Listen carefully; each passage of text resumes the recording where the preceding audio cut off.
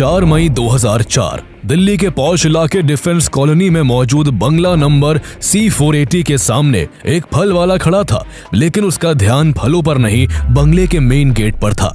वो कई दिनों से उस बंगले की हरकत पर नजर रखे हुए था। उसे पता था कि इस बंगले का मालिक रोज एक तय वक्त पर घूमने निकलता है, लेकिन 3 दिन तक जब वो घर से नहीं निकला तो फल वाले को कुछ अजीब लगा। वो एक चिट्ठी देने के बहाने उस घर के मेन गेट पर पहुंचा और इस बारे में वहां खड़े सिक्योरिटी गार्ड से पूछा। गार्ड ने जवाब दिया कि घर के मालिक और मालकिन पंजाब किसी शादी में गए हैं। ये सुनते ही उस फल वाले के होश उड़ गए। उसने आनन फानन में अपनी जेब से फोन निकाला और तुरंत एक नंबर मिलाया। उसके फोन कटने के कुछ ही मिनट बाद वहां एक गाड़ी बंगले के गेट पर पहुंची, जिसमें से 6-7 लोग उतरे और सीधे उस बंगले के अंदर घुसकर तलाशी लेने लग गए। ये लोग कोई और नहीं बल्कि भारत की इंटेलिजेंस एजेंसी RNAW के एजेंट्स थे।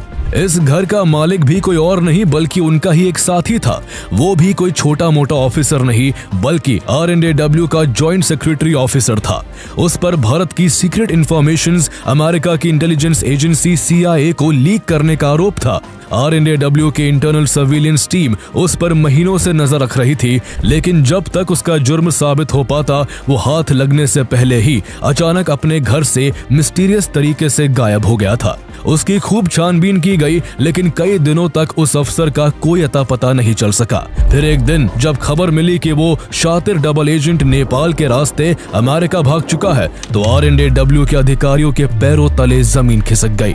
वो डबल एजेंट पिछले कुछ सालों में भारत के 20,000 से ज्यादा क्लासिफाइड डॉक्यूमेंट्स CIA तक पहुंचा चुका था। तो आइए जानते हैं कि अपने ही देश के साथ गद्दारी करने वाला वो RNAW ऑफिसर कौन था, CIA ने कैसे उसे अपने जाल में फंसाया और इतनी कड़ी निगरानी के बाद भी वो RNAW की काउंटर इंटेलिजेंस यूनिट को चकमा देकर कैसे भाग निकला। उस गद्दार RNAW ऑफिसर रविंदर सिंह का जन्म पंजाब के अमृतसर में हुआ था। उसके पिता इंडियन आर्मी में लेफ्टिनेंट थे, इसलिए घर में शुरुआत से ही आर्म्ड फोर्सेस वाला माहौल था। अपने पिता से इंस्पायर होकर साल 1970 में उसने भी इंडियन आर्मी ज्वाइन कर ली। उसकी पहली पोस्टिंग गोरखा रेजिमेंट में हुई और कुछ ही सालों में प्रमोट होकर वो मेजर बन गया। लेकिन वक्त के साथ उसकी दिलचस्पी सैन्य सेवा से कम होने लगी। रूटीन की जिंदगी उसे अब बोर करने लगी थी। इसी दौरान स्पेशल मिशन के लिए वो डेप्यूटेशन पर RNAW से जुड़ा और यहीं से उसकी जिंदगी ने करवट बदल ली। इंटेलिजेंस की दुनिया उसे इतनी रोमांचक लगी कि उसने फौज छोड़कर RNAW में शामिल होने का फैसला कर लिया। 1986 में वो अपने पिता के कनेक्शंस के सहारे आर्मी से वॉलंटरी रिटायरमेंट लेकर RNAW ज्वाइन करने में सफल हो गया। RNAW में ज्वाइनिंग के बाद रविंदर सिंह की पहली पोस्टिंग अमृतसर में हुई। यहाँ उसे पाकिस्तानी इंटेलिजेंस एजेंसी ISI द्वारा सेपरेटिस्ट को दी जा रही ट्रेनिंग के बारे में जानकारी जुटाने की जिम्मेदारी दी गई। इसके बाद उसे वेस्टर्न एशिया के कुछ देशों और फिर हॉलैंड के हेग भेजा गया, जहां उसका काम उस इलाके में एक्टिव सिख सेपरेटिस्ट की गतिविधियों पर बारीकी से नजर रखना था। लेकिन हॉलैंड में काम करते हुए उसकी छवि एक दिल फेंक आदमी की बन गई थी। यहाँ वो काम कम और अपना समय शराब पीने और औरतों के पीछे भागने में ज्यादा लगाता था। उस दौरान वो अक्सर अनजान लोगों के साथ वो बातें भी शेयर कर देता था जो कि एक इंटेलिजेंस ऑफिसर को कभी नहीं करनी चाहिए। हालांकि इसके बावजूद RNAW के सीनियर ऑफिसर उसे गंभीरता से लेने लगे थे, क्योंकि उसने ज्वाइनिंग के कुछ वक्त बाद ही एजेंसी के लिए एक बड़ा काम किया था। RNAW को अमेरिकन गवर्नमेंट की कुछ सीक्रेट फाइल्स की तलाश थी और रविंदर ने अपनी चालाकी और पर्सनल कनेक्शंस का इस्तेमाल करके ये काम कर दिखाया। उसने CIA के फ्रंट ऑर्गेनाइजेशन USAID में काम करने वाले अपने एक रिश्तेदार का इस्तेमाल करके वो गोपनीय दस्तावेज हासिल किए और RNAW को सौंप दिए। इसके बाद से ही रविंदर सिंह RNAW के सीनियर ऑफिसर्स की नजरों में आ गया था। इसलिए एक औसत दर्जे का डेस्क ऑफिसर होने के बावजूद उसने यहाँ कुछ ही सालों में काफी तरक्की कर ली। पहले वो RNAW का डेप्यूटी सेक्रेटरी बना और फिर जॉइंट सेक्रेटरी बन गया। हालांकि जैसे जैसे वो प्रमोशन पाता गया उसकी आदतें और ज्यादा खराब होती गई। वो अपने सीनियर और जूनियर साथियों के साथ पार्टियां करने में मशगूल रहता। इन सब में उसके काफी पैसे खर्च हो जाते, इसलिए वो हमेशा एक्स्ट्रा इनकम के बारे में सोचता रहता था। उसकी यही आदतें उसे एक ऐसे रास्ते पर लेकर जा रही थी जहां वो CIA के चंगुल में फंसकर अपने ही देश के साथ बहुत बड़ी गद्दारी करने वाला था। रविंदर सिंह CIA के जाल में कैसे फंसा, ये जानने से पहले हमें थोड़ा पीछे चलना होगा। 1950s में कोल्ड वॉर के दौरान अमेरिका का मकसद था कि वो किसी भी तरह सोवियत यूनियन से आगे बना रहे, चाहे इसके लिए उसे दुनिया भर से स्ट्रेटेजिक इंफॉर्मेशन ही क्यों ना चुरानी पड़े। इसी मकसद से अमेरिका ने साल 1953 में यूनाइटेड स्टेट्स इंफॉर्मेशन एजेंसी यानी USIA की स्थापना की और इस एजेंसी की ब्रांच इंडिया समेत दुनिया के कई देशों में खोल दी गई। कोल्ड वॉर के समय में इंडिया फॉर्मली अमेरिका और सोवियत यूनियन में से किसी का भी पक्ष ना लेकर नॉन अलाइनमेंट की पॉलिसी को फॉलो कर रहा था। हालांकि भारत के सोवियत के साथ अच्छे रिश्ते थे, इसलिए अमेरिका इंडिया पर क्लोजली नजर रखना चाहता था। अमेरिका की USIA ने भारत में कल्चरल प्रोग्राम्स, मीडिया इवेंट्स और एकेडमिक एक्सचेंज जैसे प्रोग्राम्स कंडक्ट करके कई पॉसिबल टारगेट्स को इन्फ्लुएंस करने का काम करना शुरू किया। उनका मकसद ऐसे इंडियन गवर्नमेंट ऑफिशियल्स को अपने जाल में फंसाने का था जो भारत की फ्यूचर पॉलिसीज का हिस्सा हो, ताकि वो उनका इस्तेमाल करके इंडिया के अंदरूनी दस्तावेज और सीक्रेट इंटेल को वॉशिंगटन तक पहुंचा सके। इसके अलावा अमेरिका ने अपने CIA एजेंट्स भी एक्टिवेट कर रखे थे। कहा जाता है कि सिक्किम के राजा पाल्डेन थोंडुप नामग्याल की पत्नी होप कुक भी एक CIA एजेंट थी। ये भी माना जाता है कि इंदिरा गांधी की कैबिनेट में भी एक CIA का एजेंट मौजूद था जिसने इंडो सोवियत ट्रीटी और 1971 में ईस्ट पाकिस्तान से जुड़ी भारत की तैयारियों की जानकारी अमेरिका तक पहुंचाई थी। साल 1983 में नई दिल्ली से CIA का एक एजेंट पकड़ा गया जिसके अंडर इंडिया के 3 एक्स मिलिट्री पर्सन और एक सिविलियन काम कर रहे थे। इस गिरफ्तारी के बाद भारत में CIA का एक बड़ा नेटवर्क बेनकाब हुआ जिसमें US एम्बेसी में काम कर रहे 9 अमेरिकी एजेंट शामिल थे। भारत की इंटेलिजेंस एजेंसीज द्वारा लगातार अपने एजेंट्स को ट्रेस होते देख CIA ने एक नई रणनीति अपनाई। उसने IB और RNW के एजेंट्स को डबल एजेंट बनाने की कोशिश शुरू कर दी। साल 1986 में रविंदर सिंह की पोस्टिंग सीरिया के दमास्कस में मौजूद इंडियन एम्बेसी में फर्स्ट सेक्रेटरी के तौर पर हुई। उस दौरान भारत को सोवियत यूनियन से मिलने वाले फाइटर एयरक्राफ्ट्स के स्पेयर पार्ट्स की सप्लाई में लगातार रुकावटें आ रही थी, क्योंकि उस वक्त सोवियत यूनियन अपने सबसे बुरे दौर से गुजर रहा था और कोलैप्स होने की तरफ बढ़ रहा था। इसी बीच इंडियन एयरफोर्स की एक टीम को एक सीक्रेट मिशन के तहत उन एयरक्राफ्ट्स की कैनोपीज और अन्य स्पेयर पार्ट्स की तलाश में सीरिया भेजा गया। सीरियन एयरफोर्स भी उस समय अपने एयरक्राफ्ट के लिए सोवियत पर ही डिपेंडेंट थी और उसके पास इन स्पेयर पार्ट्स का अच्छा खासा स्टॉक था, इसलिए ये मिशन काफी महत्वपूर्ण था। चूंकि रविंदर सिंह वहां पहले से ही पोस्टेड था और सीरिया के अधिकारियों से काफी फेमिलियर हो चुका था, इसलिए उसे भी इस मिशन का हिस्सा बना दिया गया। लेकिन जो बात भारत सरकार ने सीक्रेट रखी थी वो रविंदर सिंह ने एक अमेरिकन डिप्लोमेट को कैजुअल बातचीत में बता दी। एक दिन दमास्कस में एक पार्टी हुई जिसमें इंडियन जर्नलिस्ट हरीश चंडोला भी थे, जो काफी सालों से दमास्कस में ही रहकर मल्टीपल न्यूज़पेपर्स के लिए काम करते थे। उसी पार्टी में वो अमेरिकन डिप्लोमेट भी मौजूद था जिससे रविंदर सिंह ने इंडियन एयरफोर्स की सीक्रेट विजिट की जानकारी शेयर की थी। चंडोला काफी सीनियर जर्नलिस्ट थे और वो अपने कनेक्शंस और अनुभव के लिए जाने जाते थे, इसलिए उस अमेरिकन डिप्लोमेट को लगा कि वो इंडियन एयरफोर्स के इस विजिट के बारे में जानते होंगे। बातचीत में उसने चंडोला से इस बात का जिक्र कर दिया। इस पर चौंकते हुए चंडोला ने उससे पूछा कि उन्हें इस बारे में कैसे पता चला। डिप्लोमेट ने जवाब दिया कि उसे ये इंडियन एम्बेसी के फर्स्ट सेक्रेटरी रविंदर सिंह ने बताया था। ये सुनते ही जर्नलिस्ट चंडोला कुछ देर के लिए सन्न रह गए कि आखिर इतना बड़ा भारतीय अफसर अपने ही देश की इतनी सीक्रेट इंफॉर्मेशन दूसरे देश के डिप्लोमेट के साथ कैसे शेयर कर सकता है। उन्हें यह बात बेहद असामान्य और खतरनाक लगी, इसलिए उन्होंने रविंदर सिंह की शिकायत एक इंडियन एम्बेसडर और कंसर्न डिपार्टमेंट से कर दी। लेकिन उस समय रविंदर सिंह पर कोई भी कार्रवाई नहीं की गई। कुछ साल बाद रविंदर सिंह को हॉलैंड में मौजूद इंडियन एम्बेसी में काउंसलर बना दिया गया। चूंकि बार बार गलतियां करने के बाद भी उसे पनिश नहीं किया गया था, इसलिए उसकी आदतें और ज्यादा खराब होती जा रही थी। उसको CIA काफी समय से ट्रेस कर रही थी। हॉलैंड में CIA ने देखा कि रविंदर अक्सर बार में महंगी पार्टियां करता है और यहाँ अक्सर वो सुंदर लड़कियों को देखकर फिसल जाता है। CIA को रविंदर एक आसान शिकार लगा, इसलिए उसे हनी ट्रैप में फंसाने की योजना तैयार की गई। कुछ ही दिनों में एक फीमेल CIA एजेंट, जिसे इस काम के लिए खास तौर पर तैयार किया गया था, रविंदर के बेहद करीब आ गई और धीरे धीरे उसकी जिंदगी का हिस्सा बनती चली गई। उसने जल्दी ही रविंदर को अपने हुस्न का दीवाना बनाकर पूरी तरह अपने काबू में कर लिया। उस महिला के जरिए ऐसे हालात पैदा किए गए कि रविंदर को इमोशनल और साइकोलॉजिकल रूप से पूरी तरह CIA के जाल में बांध दिया गया। यही वो मोड़ था जब रविंदर सिंह एक डबल एजेंट बन चुका था। माना जाता है कि RNDW के अपने करियर के शुरुआत में रविंदर सिंह ने जिस रिलेटिव के जरिए अमेरिकन गवर्नमेंट की सीक्रेट फाइल्स चुराई थी, वो भी CIA के ही प्लान का एक हिस्सा था। कहा जाता है कि उसका वही रिलेटिव जो बार बार इंडिया आता था और कई बार रविंदर के घर भी रुकता था, असल में CIA का ही आदमी था। डबल एजेंट बनने के बाद रविंदर ने अपने इसी रिलेटिव के जरिए भारत के कई क्लासिफाइड डॉक्यूमेंट्स CIA तक पहुंचाए थे। 1992 में जब रविंदर की पोस्टिंग केनिया के नैरोबी में थी, उसी बीच एक दिन उसको हार्ट अटैक आ गया। उस समय उसके पास इतनी सेविंग्स नहीं थी कि वो बाईपास सर्जरी करा सके। उसने खुद को इकोनॉमिक क्राइसिस में बताते हुए उस समय के minister of state for external affairs से वॉशिंगटन DC में अपनी पोस्टिंग की गुजारिश की थी, ताकि उसे कुछ एक्स्ट्रा इनकम मिल सके। उसकी एक ख्वाहिश तो पूरी नहीं हो सकी, लेकिन उसका इलाज जरूर हो गया। उसकी वियना के एक बहुत बड़े हॉस्पिटल में सर्जरी हुई थी। कहा जाता है कि इसका पूरा खर्च CIA ने उठाया था। हालांकि साल 1998 तक CIA को रविंदर सिंह की कोई खास जरूरत नहीं पड़ी, लेकिन जब उसी साल इंडिया ने पोखरण में सक्सेसफुली न्यूक्लियर टेस्ट किए और CIA को इसकी भनक तक नहीं लग सकी, तो अमेरिकी खुफिया एजेंसियों में हड़कंप मच गया।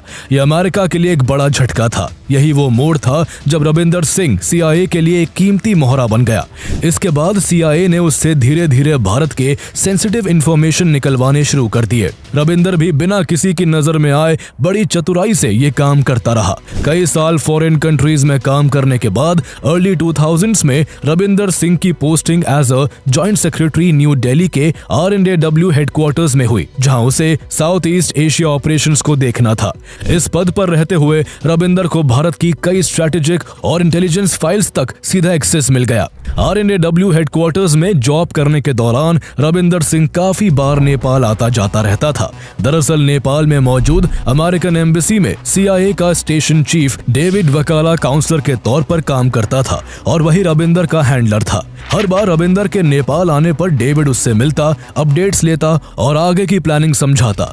रविंदर सिंह टेक्नोलॉजी में काफी वीक था, इसलिए CIA ने उसे इसकी भी खास ट्रेनिंग दी। कुछ ही वक्त में उसने CIA के बताए गए तौर तरीकों को अच्छे से समझ लिया और वह अपना काम इतनी सफाई के साथ करता रहा कि साल 2003 तक उस पर किसी को शक नहीं हो सका। वो बड़े आराम से लगातार भारत की कॉन्फिडेंशियल इंफॉर्मेशंस अमेरिका तक पहुंचाता रहा और भारतीय इंटेलिजेंस एजेंसीज को भनक तक नहीं लगी। CIA का डबल एजेंट बनने के बाद रविंदर सिंह की जिंदगी पूरी तरह बदल चुकी थी। CIA उसे भर भर कर पैसा दे रही थी, जिसके चलते उसने अपनी अय्याशियां बरकरार रखी। वो अक्सर अपने जूनियर्स को कभी अपने घर तो कभी महंगे महंगे होटलों में पार्टियां देता और उन्हें शराब के नशे में डुबोकर उनसे क्लासिफाइड इंफॉर्मेशंस निकालने की कोशिश करता। वो इस तरह अपने कई साथियों से इंटेलिजेंस हासिल कर चुका था, लेकिन अभी तक किसी को उस पर शक नहीं हुआ था। साल 2003 में रविंदर ने एक बार फिर वही ट्रिक अपनाई। उसने अपने एक जूनियर अफसर को पार्टी पर बुलाया, उसे खूब शराब पिलाई और उससे कुछ सेंसिटिव डिटेल्स पूछने लगा। लेकिन वो अब इतना ओवर कॉन्फिडेंट हो गया था कि इस बार वो कुछ ज्यादा ही आगे बढ़ गया। उसने ऐसे सवाल किए जो सीधे क्लासिफाइड जोन में आते थे। पार्टी तक तो सब कुछ ठीक रहा, लेकिन अगले दिन उस जूनियर ने RNDW के सेक्रेटरी इंचार्ज अमर भूषण से रविंदर की कंप्लेंट कर दी। उसने कहा कि रविंदर ने शराब पिलाकर उससे डिपार्टमेंट की ऐसी इंफॉर्मेशन हासिल करने की कोशिश की जिससे उसका कुछ लेना देना नहीं है। ये बात RNDW के तौर तरीकों के खिलाफ थी, क्योंकि RNDW की इंटरनल प्रोटोकॉल के मुताबिक कोई भी अधिकारी केवल उतनी ही जानकारी रख सकता है जो उसके काम से डायरेक्टली जुड़ी हुई हो। ऐसे में रविंदर का व्यवहार असामान्य था। हालांकि सिर्फ इस कंप्लेंट के आधार पर जॉइंट सेक्रेटरी पर एक्शन नहीं लिया जा सकता था, लेकिन शक की चिंगारी अब भड़क चुकी थी। दिसंबर 2003 के आसपास RNDW के कुछ ऑफिसर्स ने देखा कि रविंदर सिंह अक्सर अपने ऑफिस रूम को बंद करके ढेर सारे डॉक्यूमेंट्स की फोटोकॉपी करता है। रविंदर सिंह उन डॉक्यूमेंट्स की फोटोकॉपी करके अपने साथ घर ले जाता था, जहां वो हाई क्वालिटी कैमरों से उन सारी फाइलों की फोटो लेता और फिर उसे एक हार्ड डिस्क में स्टोर करके बेहद सिक्योर इंटरनेट प्रोटोकॉल के जरिए CIA के अपने हैंडलर को मेल कर देता। इसके बाद वो हार्ड डिस्क और अपने लैपटॉप से सभी फाइल्स डिलीट कर देता। इस तरह से उसने इन सालों में भारत के कम से कम 20,000 खुफिया डॉक्यूमेंट्स को CIA तक पहुंचाया। RNDW के सीनियर ऑफिशियल्स को जब उसके फोटोकॉपी करने का ये पैटर्न नजर आया तो उनका शक उस पर और गहरा गया। इसके बाद उसकी ऑफिस फोटोकॉपी मशीन में एक कोवर्ट बग फिक्स कर दिया गया। अब जब भी वो कोई फाइल फोटोकॉपी करता, उसकी एक डिजिटल कॉपी सीनियर ऑफिसर्स के पास चली जाती। बग फिक्स करने के 16 दिनों के भीतर सीनियर ऑफिसर के पास रविंदर द्वारा फोटोकॉपी किए गए करीब 210 क्लासिफाइड डॉक्यूमेंट्स के डिजिटल कॉपी आए, जो कि हाईली कॉन्फिडेंशियल थे। ये सब देख RNDW के कान खड़े हो गए। यही से शुरू हुआ सबसे बड़ा इंटरनल मैनहंट।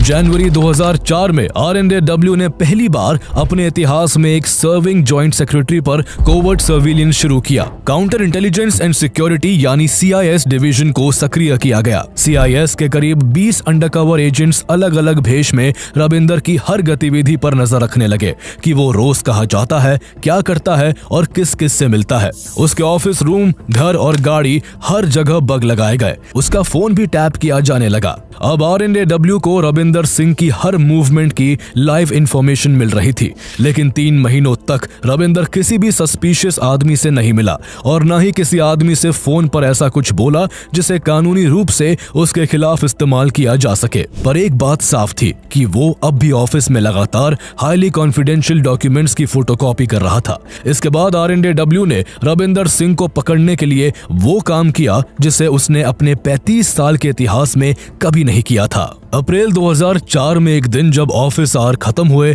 तो RNDW हेडक्वार्टर के मेन गेट पर अचानक सभी एम्प्लॉइज को रोक लिया गया और उनके बैग्स की तलाशी ली जाने लगी।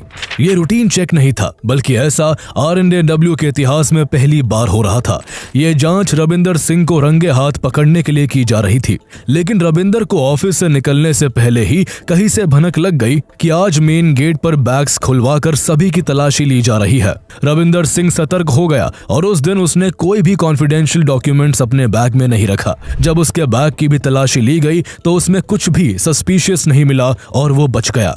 कुछ दिन बाद RNDW चीफ CD सहाय ने एक मीटिंग बुलाई और उन्होंने साफ किया कि ये तलाशी किसी एक आदमी के खिलाफ नहीं थी, बल्कि इसका मोटिव केवल RNDW की सिक्योरिटी को और मजबूत करना था। इस बैठक में जॉइंट सेक्रेटरी की हैसियत से रविंदर सिंह भी शामिल था। CD सहाय के सामने तो उसकी कुछ बोलने की हिम्मत नहीं हुई, लेकिन मीटिंग खत्म होने के बाद वो बड़बड़ाते हुए बाहर आया कि ये सीनियर ऑफिसर से पेश आने का सही तरीका नहीं है। हालांकि रविंदर को अब तक इस बात का कोई अंदाजा नहीं था कि उस पर RNDW की काउंटर इंटेलिजेंस यूनिट नजर रख रही है और उसकी गाड़ी का ड्राइवर, उसके ऑफिस का सफाई कर्मी, यहाँ तक कि उसके घर के बाहर खड़ा फलवाला सब के सब अंडरकवर एजेंट्स है। इसी दौरान उसने ऑफिस से अमेरिका में एक फैमिली फंक्शन अटेंड करने का रीजन देकर कुछ दिनों की छुट्टी मांगी। इससे पहले भी वो छुट्टियां लेकर साल में एक बार अमेरिका जाता रहा था। उसके भाई बहन और उसके बच्चे वही सेटल थे, इसलिए हर बार उसे छुट्टियां दे दी जाती थी। लेकिन इस बार हालात अलग थे। अब वो नेशनल सिक्योरिटी ब्रीच के शक के दायरे में था, इसलिए उसकी लीव एप्लीकेशन को रिजेक्ट कर दिया गया। लगातार हो रहे इन अनयूजुअल डेवलपमेंट से रविंदर को अंदाजा लगने लगा कि आखिर कुछ तो गड़बड़ है। उसने तह तक जाने की कोशिश की और उसे 20 अप्रैल के आसपास तक ये समझ आ गया कि उस पर CIS लंबे समय से पैनी नजर रख रही है। तभी एक बड़ा मौका उसके सामने आया। मई के महीने में 1 से 4 तारीख तक ऑफिशियल हॉलीडेज पड़ रही थी। इन छुट्टियों का फायदा उठाते हुए उसने अपनी पत्नी के साथ देश छोड़ने की प्लानिंग बना ली। 1 मई को उसके घर के बाहर तैनात अंडरकवर एजेंट्स ने उसकी पत्नी को घर से बाहर जाते देखा, लेकिन वो कुछ देर बाद एक आदमी के साथ घर वापस लौट आई। कुछ देर बाद वो आदमी जो रविंदर के घर आया था, वो रात के खाने के बाद वापस लौट गया।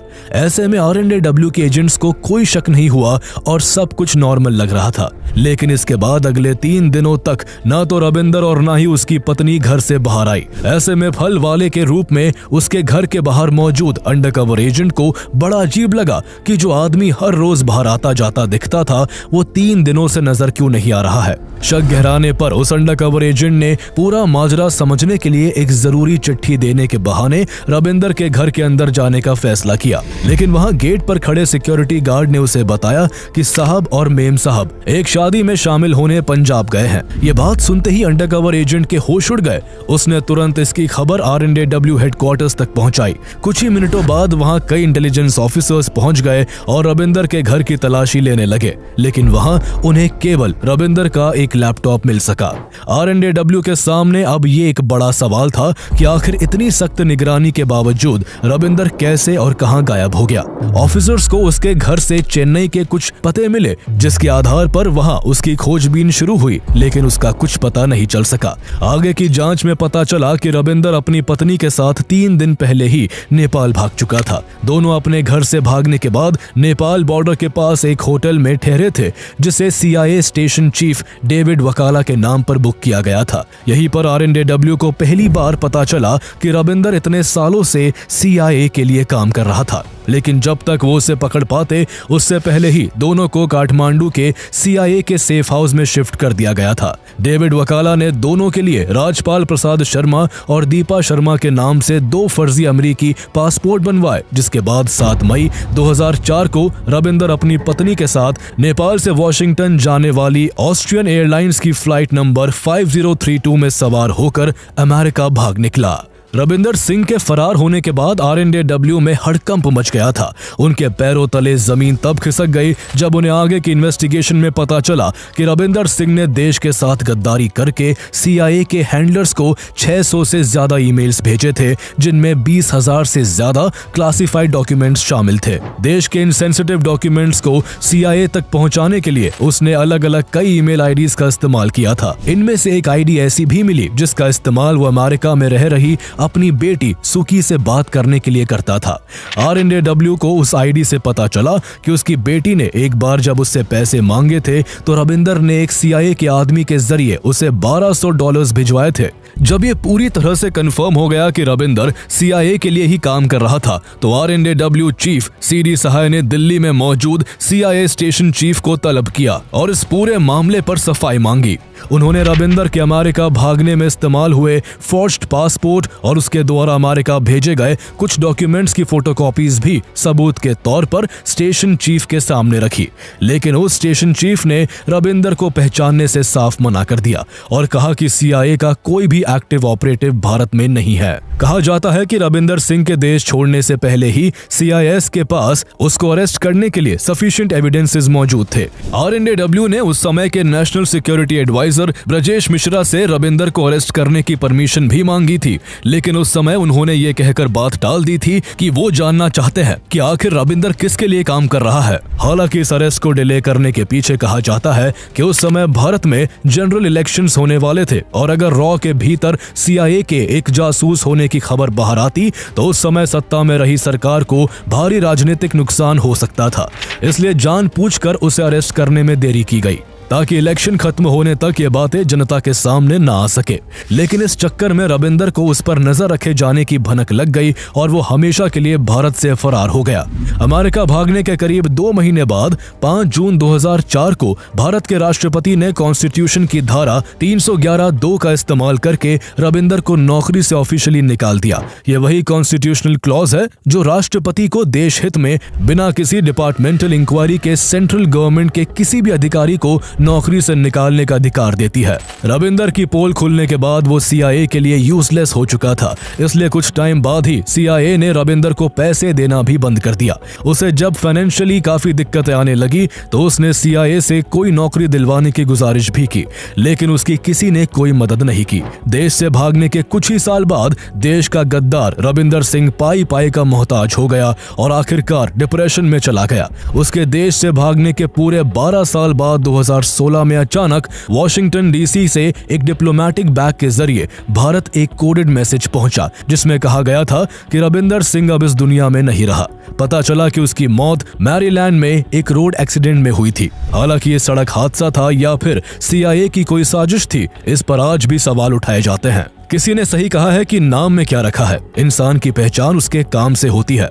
एक तरफ ये रविंदर सिंह था जिसने अपने निजी फायदे के लिए अपने ही देश से गद्दारी की, वहीं दूसरी तरफ ब्लैक टाइगर के नाम से मशहूर जाबाज स्पाई रविंद्र कौशिक थे, जिन्होंने देश के लिए अपनी पूरी जिंदगी कुर्बान कर दी थी। देश के लिए खुफिया जानकारी निकालने के लिए उन्होंने न केवल अपने नाम, धर्म और पहचान को बदला, बल्कि पाकिस्तान में जाकर वहां की लड़की से शादी करके घर बसाया और पाकिस्तान की फौज में मेजर तक बन गए। उनकी पूरी रोमांचक कहानी को जानने के लिए आप इस पर हमारा वीडियो देख सकते हैं, जिसका लिंक आपको डिस्क्रिप्शन में मिल जाएगा।